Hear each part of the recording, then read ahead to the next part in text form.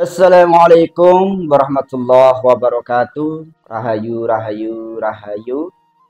Salam santun, salam hormat, salam takdim kami, tim Padepokan Loka Jaya. Kita haturkan untuk semua spiritualis yang ada di Nusantara ini. Semoga Allah Subhanahu wa Ta'ala selalu melindungi kita semuanya. Allahumma sholli ala sayyidina wa maulana Muhammad. Kita haturkan sholawat kita, salam kita kepada baginda Nabiullah Muhammad Sallallahu Alaihi Wasallam. Semoga kita semua mendapatkan syafaatnya. Amin ya robbal alamin. Ya, untuk para sahabat semuanya, tentunya pada pertemuan kali ini saya ingin membahas menyinggung terkait dengan ma'rifatullah ya. Untuk kelanjutan video kemarin, bahwasannya puncak daripada kebatinan umat manusia itu adalah mampu ma'rifatullah, yang artinya mengenali Allah Subhanahu wa Ta'ala.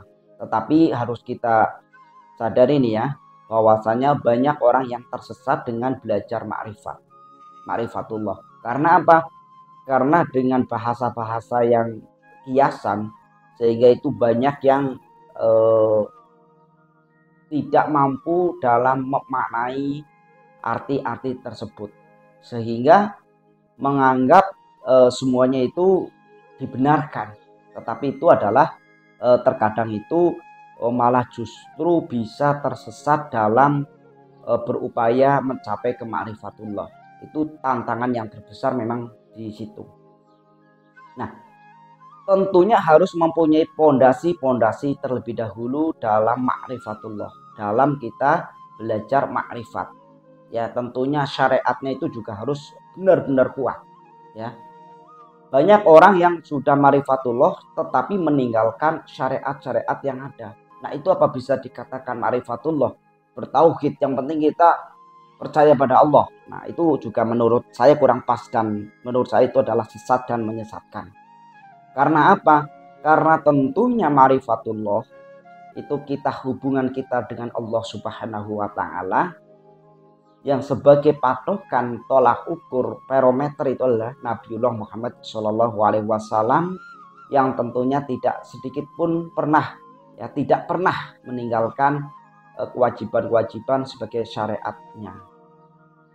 Nah, tentunya dalam mencapai ma'rifatullah, yang pertama kita juga harus benar-benar menghindari suatu kemaksiatan. Maksiat sekarang itu kan banyak ya, baik dari segi indera kita ini ya, ada indera penglihat. Bagaimana kita itu melihat kemaksiatan, apalagi kita sekarang dihadapkan dengan dunia internet yang semuanya itu mudah diakses. Nah, di situ.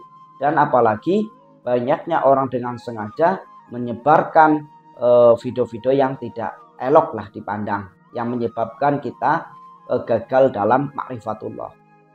Penciuman ya, kita mencium sesuatu yang tidak halal seumpama, itu juga akan menyebabkan kita itu tidak bisa untuk mencapai makom ma'rifatullah. Ucapan kita itu juga tidak bisa menyinggung perasaan orang atau tidak. Nah, itu juga akan menyebabkan ma'rifat kita itu gagal, dan anggota tubuh yang lainnya.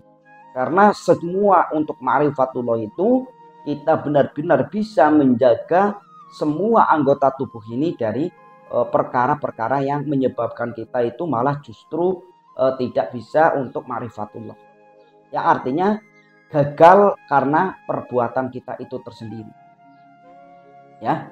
Nah, yang kedua adalah untuk mencapai makom ma'rifatullah, tentunya kita itu selalu bertaubat.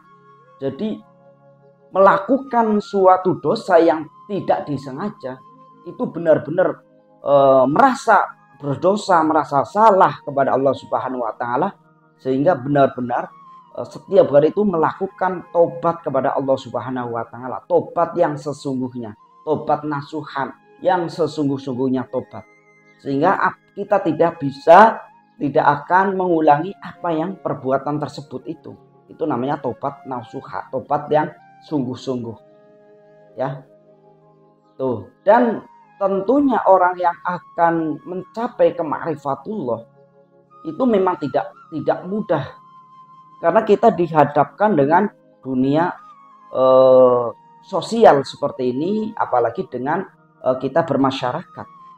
Dan orang ma'rifatullah itu tidak menghindar dengan kehidupan ini.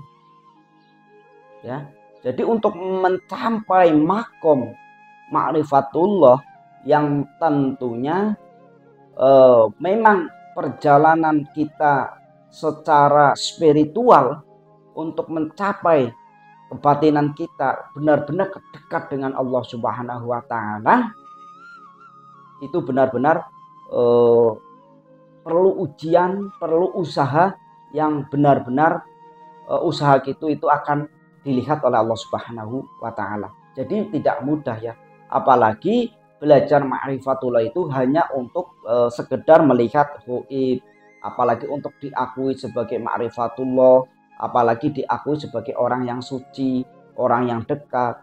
Nah itu juga secara tidak langsung kita tuh akan menunjukkan kepada orang, yang artinya bahkan ada sedikit kesombongan pun di dalam hati orang tersebut, itu akan sulit untuk mencapai makom ma'rifatullah.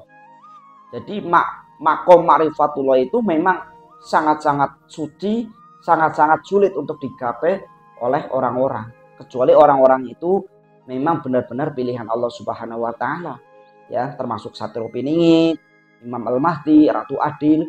Itu tentunya secara makomnya itu sudah ma'rifatullah, sehingga tidak ada lagi yang perlu harus diakui ini itu, harus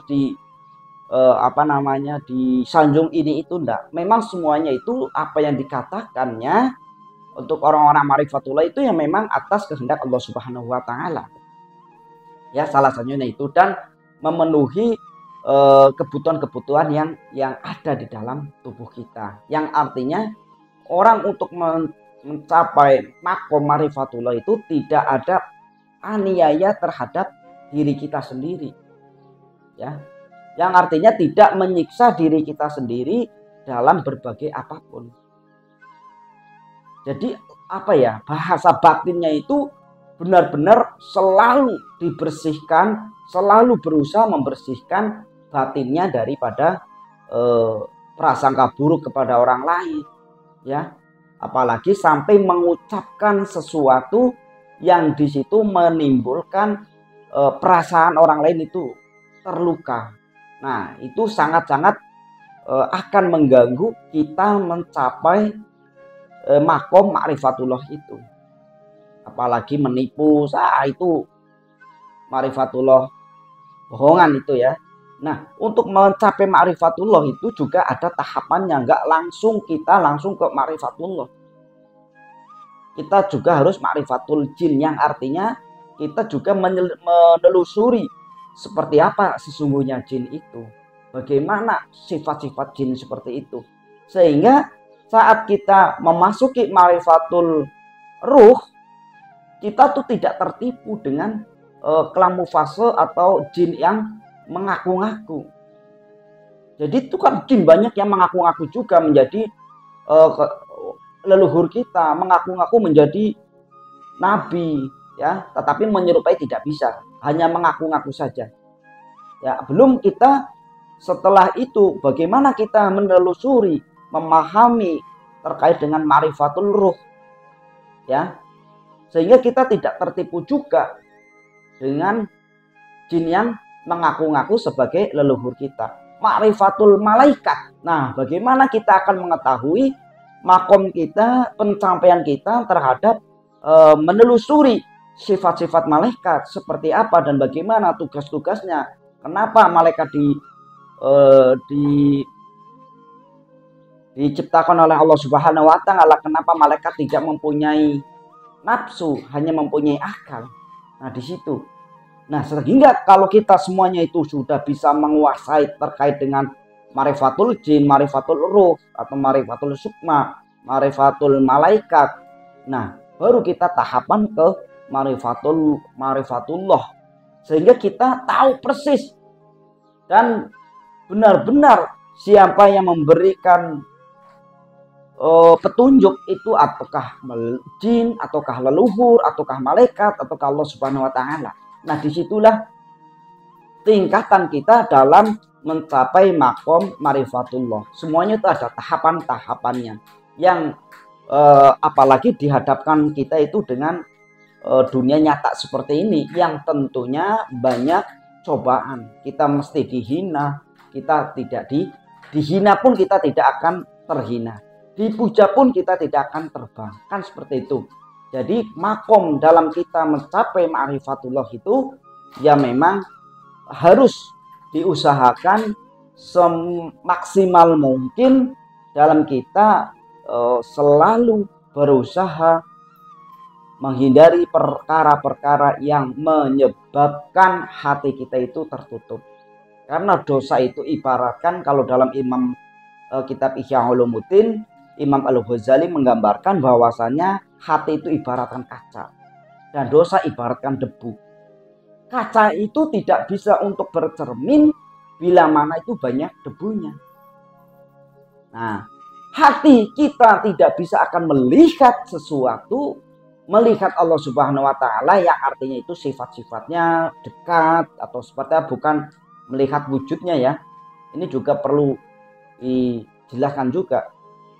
Karena ketutup banyaknya dosa sehingga hati kita itu tertutup dan tidak bisa untuk ma'rifatullah tersebut. Nah, itu ya. Jadi apalagi saya yakin sih kalau untuk Satrio Piningit ini sudah ma'rifatullah ya. Saya yakin Satrio Piningit ini sudah ma'rifatullah. Karena apa?